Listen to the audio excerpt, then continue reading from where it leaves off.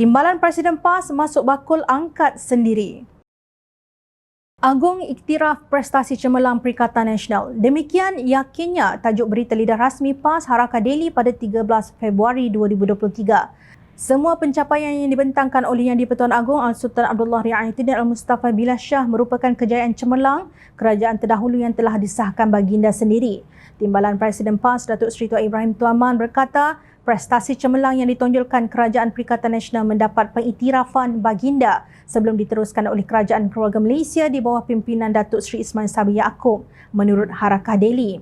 Data-data yang dikatakan oleh Tuanku itu ialah hasil kejayaan-kejayaan kerajaan sebelum ini yang ternyata cemerlang.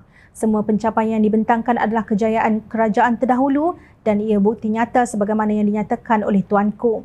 Kerajaan PHBN yang baru-baru ini baru 2 bulan, tak ada apa-apa lagi, kata Tuan Ibrahim seperti dipetik. Jom kita teliti apa yang dititahkan oleh Yang di-Pertuan Agong semasa merasmikan mesyuarat pertama penggal kedua Parlimen ke-15 Isnin lalu.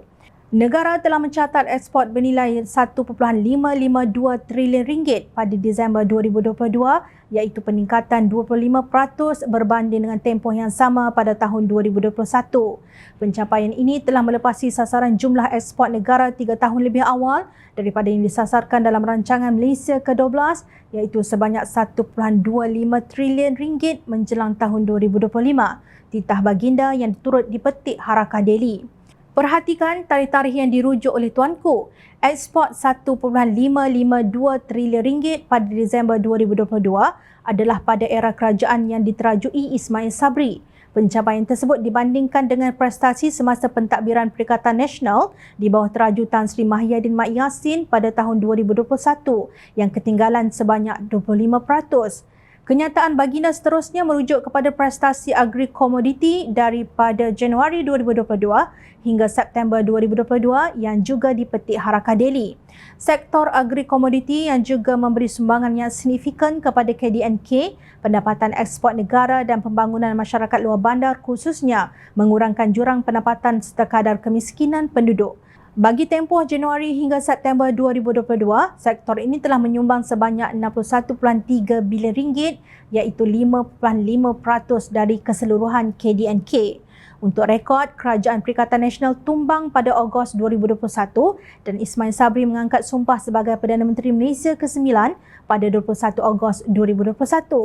Pada 13 September 2021, Kerajaan Persekutuan dan Pakatan Harapan memeterai Memorandum Persefahaman Transformasi dan Kestabilan Politik.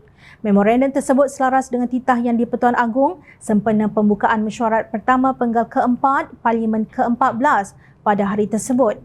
Di dalam titah dirajanya, baginda meminta semua pihak perlu mengamalkan demokrasi bermusyawarah dalam mencari penyelesaian kepada apa jua permasalahan demi mencapai matlamat Malaysia makmur, inklusif dan mampan.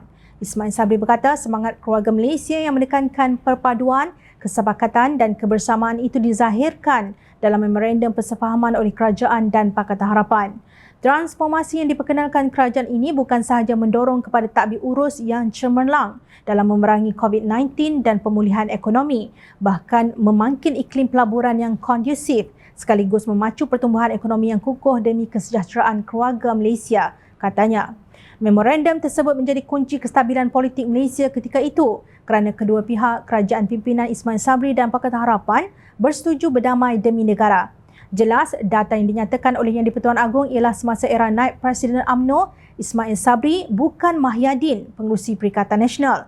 Janganlah mencuri kredit daripada Ismail Sabri hanya kerana hendak memuji gagasan parti sendiri. Kalau Yang di-Pertuan Agong mengiktiraf kejayaan Perikatan Nasional, tentu baginda sebut nama Mahyadin dalam titahnya Isnin lalu. Yang jelas, baginda hanya memberi tahniah kepada Datuk Seri Anwar Ibrahim dan terima kasih kepada Ismail Sabri.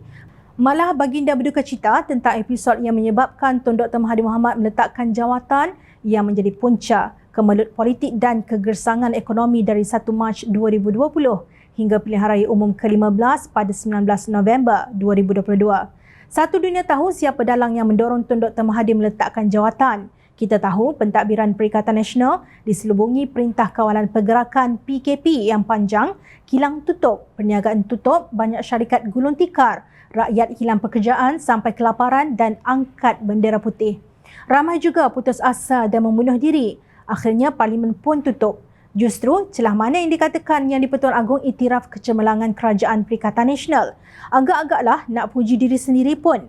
Jangan sampai masuk bakul angkat sendiri. Ingat, rakyat sentiasa memerhati.